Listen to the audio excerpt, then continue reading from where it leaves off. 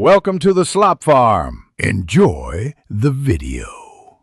You start by confirming ownership and access. Log into the Google business profile tied to your site. Once done, make sure your name, address, and phone match exactly across listings because consistency prevents link errors. Then generate the place ID and the direct review link from the GBP interface. You will use that link on site. You're doing this now so the rest of the steps plug into verified assets instead of chasing setup later. Next, decide whether you'll embed a widget, call the Google Places API, or simply add a prominent review button.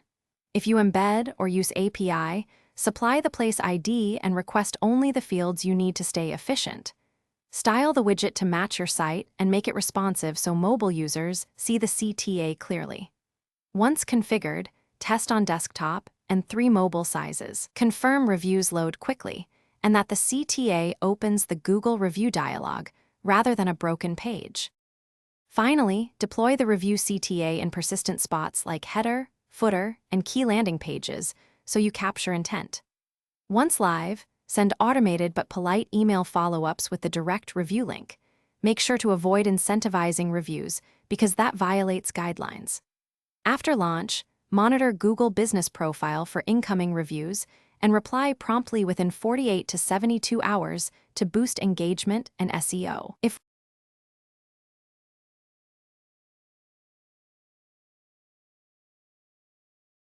Thanks for watching. Consider subscribing if we helped you today.